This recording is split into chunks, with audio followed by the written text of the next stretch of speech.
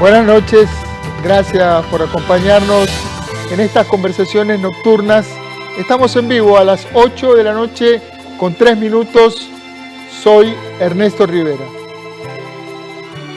En los últimos 10 años, la humanidad se fue moviendo de la interacción en espacios físicos a interactuar cada vez más en espacios virtuales. Y la pandemia aceleró de manera masiva ese tránsito. Hoy, la mayoría de nosotros tiene reuniones virtuales de trabajo, de estudio, de consulta médica, hace los trámites bancarios, incluso la vida social más íntima tiene una parte virtual por Zoom o por otras plataformas. Se visita a los abuelos, se celebran cumpleaños, se conocen personas, incluso se buscan relaciones amorosas o sexuales. Uno de los enormes peligros de este mundo virtual es que cada día es más difícil distinguir qué es real y qué es falso. Para conversar sobre noticias falsas, calidad de la conversación pública y elecciones, invité esta noche al doctor Gustavo Román Jacobo, asesor en comunicación del Tribunal Supremo de Elecciones. Buenas noches, Gustavo. Bienvenido a Costa Rica Noticias. Muy buenas noches, Ernesto. Yo encantado, como siempre, honrado de estar en la televisión pública. Buenísimo.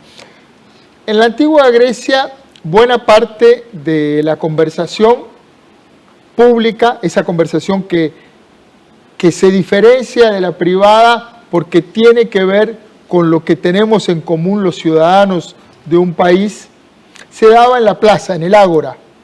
En Costa Rica también los mercados fueron durante mucho tiempo el espacio en donde la gente conversaba, hacía números, se armaban encuestas de lo que podía convenir o no en tal situación. Los periódicos también durante muchos años fueron un espacio importante de la conversación pública del país.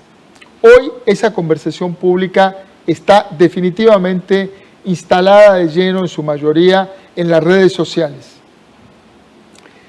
¿Cómo definirías la conversación pública que tenemos hoy, la que ocurre en los chats, en los muros de Facebook? ¿Cómo la caracterizarías? Pues a diferencia de la conversación pública que hemos tenido históricamente, es más plural, hay más voces expresándose, es más abierta y eso tiene un componente claramente democrático. Pero también, al haber más voces, hay más confusión. Sobre todo porque no tenemos ninguna garantía de que todas esas voces correspondan a ciudadanos. Hay ventrílocos. Sí, efectivamente. Creo que hay que quitarle un poco ese barniz idealista de una plaza donde todos nos expresamos en horizontalidad, con una voz igual. No es así.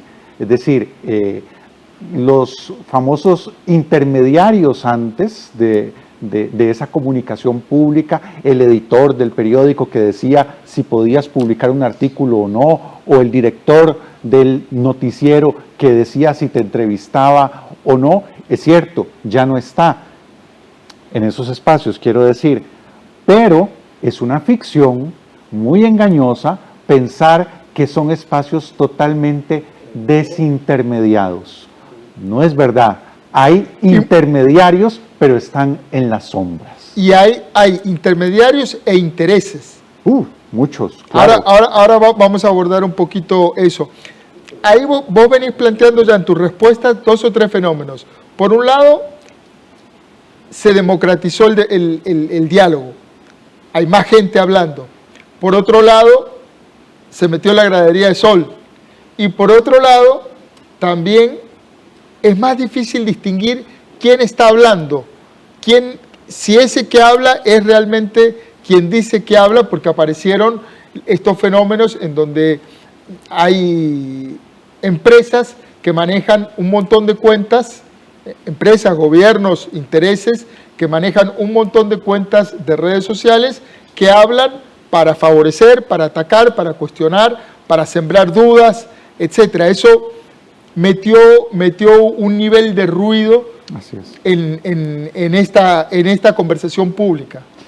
La conversación pública nunca ha sido el mercado libre de ideas que John Stuart Mill desarrolla en el capítulo 2 de su obra Sobre la libertad, donde él decía que era en ese debate irrestricto, sin ningún tipo de exclusión, donde llegábamos a la verdad a partir del debate. Eso nunca ha sido así. Ya sufría los clásicos griegos con los sofistas en ese ágora también. Y en la época de los medios masivos, en el siglo XX, ya estaban los Hearst, ¿verdad? Los ciudadanos Keynes dominando grandes oligopolios, o por ponerle nombres y apellidos. Randall Hearst le dijo a un periodista de su equipo que cuestionaba la guerra sobre el tratamiento de la información que se hacía en la guerra sobre Cuba, la guerra cubano-norteamericana, cubano-americana. Usted ponga las fotos, que la guerra la pongo yo. Bueno, efectivamente. La versión de esa expresión, lamentablemente, en algunas salas de redacción es: no dejes que los hechos te arruinen una mala noticia. Una buena noticia, una buena historia. Sí, y no hay que usar nombres de ficción como Ciudadano Kane. Rupert Murdoch es un buen ejemplo también, y habría ejemplos más cercanos que por prudencia no voy a mencionar.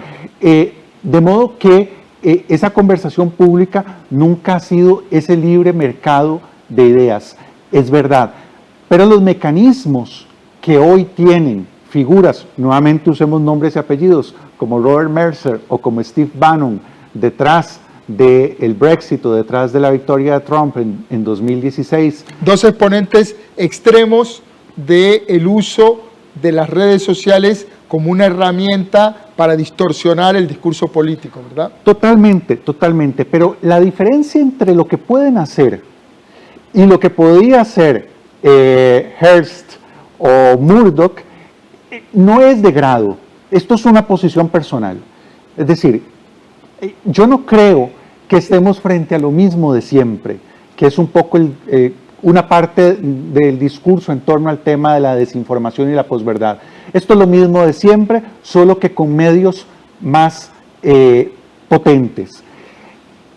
Creo que hay una diferencia cualitativa, no solamente cuantitativa o de potencia, de intensidad. No es que ahora tenemos un micrófono más grande, no, un parlante más grande. Es más que eso, porque nuestros teléfonos, yo no tengo ya aquí el mío, pero vos sí tenés el tuyo, antes que medios de comunicación, que es como los entendemos nosotros, hay un autor italiano, Maurizio Ferraris, que dice: son medios de registro. Antes que medios de comunicación, son medios de registro de una infinidad de actividades que tenemos milenios de realizar, pero que no dejaban trazas de cuando las realizábamos. Hoy sí, esas trazas de nuestro comportamiento son datos y son la economía más importante del mundo hoy. Son el oro del modelo de negocio de las empresas más poderosas del mundo hoy, y son utilizadas para desarrollar algoritmos predictivos de inteligencia artificial, predictivos del comportamiento humano. Así que esto es más complejo que simplemente un micrófono más grande. Justamente, para entender a profundidad el concepto de lo que estás planteando, uno piensa que todo este debate de la conversación pública toma mucho mayor relevancia a las puertas de una elección presidencial, que es donde estamos parados en este momento. Uno dice, muchas veces la decisión electoral que va a tomar la ciudadanía está muy mediada por la calidad de la información a la que accede. Es decir, meses antes, que es el momento político en el que estamos ahora, la calidad de la información va a influir en la calidad del debate público, en la calidad de la conversación. Y esa calidad de conversación va a terminar sobre la coyuntura electoral, más algunos empujoncitos a las emociones que nos metan por redes sociales, determinar el voto. Entonces, ¿hay usinas de noticias falsas? ¿Cómo funcionan? O hay usinas, vos hablabas, los teléfonos, en general, todos los teléfonos, las tabletas, las computadoras, son medios de registro. Es decir, le damos like a algo o dislike a algo, hacemos un comentario, subimos una foto, un meme, todo eso. ¿Hay gente analizándolo y reaccionando sobre eso? Sí, sí, sin duda alguna. Y no solamente sobre eso. No es ciencia ficción eso. No es ciencia ficción, desde luego que no. Y no solamente sobre los comentarios o los likes o los me encanta que podamos dar, también sobre lo que compramos, también sobre la cantidad de pasos que damos, también sobre si agarramos el teléfono, dependiendo, por ejemplo, si es un iPhone, si lo tomamos con una mano o con las dos. Es decir, cuando vemos el aparato y decimos qué bien porque trae 3 cámaras y ya no una, y 14 sensores y ya no 5, eso es también para captar mejor registrar mejor nuestro comportamiento. No porque nuestro comportamiento individualmente considerado sea valioso, que eso también es importante decirlo. Mucha gente se relaja con esto porque dice, al fin de cuentas, ¿a quién le puede importar lo que... ¿Por qué me van a espiar a mí? Sí, exactamente. No es que el comportamiento de uno individualmente considerado sea especialmente valioso. Habrá personas de las que sí. Pero es la agregación, la suma de esos comportamientos la que es comercialmente y eventualmente políticamente muy valioso. Y tiene derivas, ya que digo lo político, derivas claramente autoritarias, por mencionar el caso chino el sistema de crédito social, que se parece bastante, por cierto, a un capítulo de Black Mirror. Sí, un capítulo aterrador además, y parte de esa realidad aterradora está presente ya en el mundo, en estos aparatitos, en cada teléfono. Vos hablas del registro. Cuando uno piensa, bueno, ¿por qué todo el mundo está tanto en redes? ¿Y por qué si todo el mundo está tanto en redes, por qué las redes son gratis? Entonces uno dice, bueno, cuando el producto es gratis, quizás el producto es uno. Claro. ¿Qué significa esto? Para explicárselo a la gente. ¿Qué significa que el modelo de negocios de todo este sistema de redes sociales, el producto es el individuo? Bueno, tiene unas consecuencias graves que pueden ir desde la intimidad hasta la salud. Cuando el CEO de Netflix dice que su competencia no es HBO, sino que su competencia es el sueño, ahí estamos hablando de un problema para nuestra salud. La adicción a las redes sociales, la adicción a las plataformas, el actualizar y el estar abriendo nuestro teléfono cada muy poco tiempo, el llevarlo hasta el baño, el que sea lo primero que vemos al abrir los ojos en la mañana y lo último que vemos al acostarnos, no es un comportamiento natural o espontáneo, no es porque seamos muy indisciplinados, es que hay gente trabajando para que eso sea así, gente muy inteligente, gente muy bien formada y gente muy bien pagada. Para crear una suerte de adicción o dependencia, porque tiene que ver con dejar registro de nuestra vida, de lo que difícilmente entregaríamos si alguien nos lo preguntara en un formulario. Bueno, es que en una encuesta, por ejemplo, las personas pueden mentir, las personas pueden no decir la verdad, por 2 razones. Primero, porque frente a la encuesta yo siento que decir la verdad no me reporta ningún beneficio. En cambio, en el buscador de Google sí obtengo un beneficio diciendo la verdad, que es llegar a la información que quiero. Sí. La segunda razón es que creo que con el encuestador, si es don Ronald Alfaro del Estado de la Nación, Le mandamos un gran saludo. Un saludo a mi querido amigo Ronald. Es el encuestador el que me está oyendo y me está escuchando y sabiendo lo que estoy contestando. En cambio, con el teclado creo que estoy solo, que no hay nadie. Entonces, todo esto es parte de la ficción que rodea este mundo, que estoy completamente solo, que es anónimo lo que hago, que es gratuito, no lo es.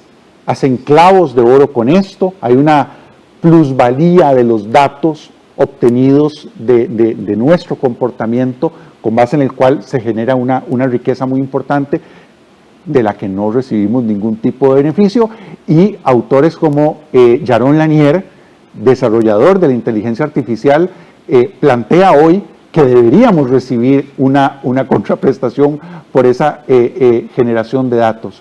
Y así un montón de lenguaje metafórico, ficcional, que envuelve de magia, de paparruchas, todo este mundo. Inteligencia artificial, que no la hay, el teléfono no es inteligente, que eso quede claro, y no importa que le gane al mejor ajedrecista del mundo, podríamos explicar por qué no lo es, o por ejemplo la nube, ¿verdad? Esta idea, es una metáfora. Claro, la nube celestial no contamina. Tenemos un investigador costarricense, Pablo Gámez, no recuerdo el segundo apellido, así que mejor no lo voy a decir, Pablo Gámez, que ha trabajado el tema de las emisiones de carbono y de la contaminación.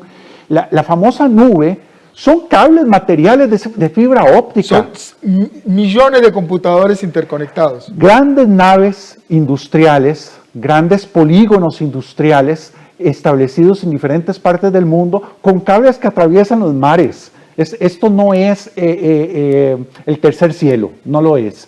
Y es importante que las personas, cuando utilicemos estas herramientas, porque de ninguna manera estoy recomendando no utilizarlas, pero que seamos conscientes de lo que hay detrás, que no caigamos en el fetiche de obviar e invisibilizar todo lo que hay detrás de una pantalla con unos colores muy bonitos. Dicho esto, el Tribunal Supremo de Elecciones lanzó un curso para capacitarse en herramientas digitales y aprender a detectar noticias falsas. ¿Por qué el Tribunal Supremo de Elecciones se mete en un tema como este y en qué consiste el curso? Se mete en un tema como este por lo primero que comentaste, porque el corazón de la democracia es la conversación pública. Para que el voto de las personas tenga músculo real, tienen que tener, previo a ir a las urnas, una conversación pública de calidad. Y para poderla tener necesitan información de calidad. Pero además porque en 2009 el Tribunal Supremo de Elecciones, con la aprobación del nuevo Código Electoral, recibió el mandato del pueblo de Costa Rica a través de sus representantes de formar en democracia y cultura cívica, y por eso se creó el Instituto de Formación y Estudios en Democracia, el IFED. Y desde hace 10 años estamos trabajando en eso, en formar ciudadanos. Esto no es más, la alfabetización digital no es más que trasladar esas capacidades formativas al mundo digital. ¿Qué podría, quienes se anoten en el curso, que ahí tenemos la dirección de electrónica del Tribunal Supremo de Elecciones en pantalla, quienes se anoten en el curso, ¿qué pueden esperar? Son 4 módulos. Un primer módulo sobre integridad de mis datos, seguridad, privacidad de mi huella digital, esa huella que voy dejando en Internet cuando lo utilizo. Un segundo módulo para... Ahí en datos en alfabetización sobre privacidad, es enseñarle a la gente justamente a cómo protegerse. Así es. Cómo gestionar, por ejemplo, las famosas cookies de las páginas que visitamos. Están diseñadas en un principio para facilitar nuestra navegación, pero también para saber otras cosas que tal vez no queramos que se sepan. El segundo módulo es sobre qué son las redes sociales, cuál es su modelo de negocio, de qué viven. Que ya dijimos que no es del altruismo ni regalan nada, no. Son una potencia emergente, son la economía emergente en este momento. Sin duda, y es importante que lo sepamos, las ventajas que ofrecen y los riesgos que tienen asociados, y un poco la fauna que la habita, que son los trolls, que son los bots, ese tipo de información. Un tercer módulo que es para aprender a identificar, a discernir formas de desinformación. No solamente noticias falsas, 6 formas de desinformación más allá de las noticias falsas. Más allá de las noticias falsas. Dame un breve ejemplo. Bueno, por ejemplo, una información que es correcta, pero que es de otro contexto. Aquí ha ocurrido, ¿verdad? Se presenta como una agresión política. Sí, o voy a poner uno mejor. Se presenta una quema de la bandera de Costa Rica y se dice que son nicaragüenses en el Parque de la Merced quemando la bandera de Costa Rica. No era así, eran costarricenses en Sabanilla, si no me equivoco, pero se utilizó aquella imagen para provocar odio xenófobo y unos actos de violencia que se generaron después. La foto es real, pero está sacada de contexto y está utilizada en otro contexto. Y así los amigos de Doble Check explican hasta 6 o 7 formas distintas de desinformación. Esto también es importante decirlo, va mucho más allá del tema de las noticias falsas, va mucho más allá de ese tema. Entonces, este tercer módulo le da a las personas que hagan el curso herramientas para identificarlo y, por supuesto, no contribuir a diseminar, compartiendo esa información falsa. Y un cuarto módulo sobre específicamente, como se llama el curso, Ciudadanía Digital Responsable, que es cómo trasladar los principios y los valores de comportamiento cívico y democrático que normalmente aplicamos en el cara a cara, cómo trasladarlo a la esfera digital para comportarnos ahí también con la dignidad y con la altura de un ciudadano y no con la violencia de un hooligan. Ahí hay una especie de ética, de etiqueta digital, digamos, porque al salirnos del mundo físico y meternos en el mundo digital, hay que trasladar también patrones de comportamiento, ¿verdad? De comportamiento social, qué está bien, qué no está bien, cómo debe uno dirigirse, cómo reaccionar a un mensaje, etc. Hay una expresión engañosa, Ernesto, que es el mundo real y el mundo online.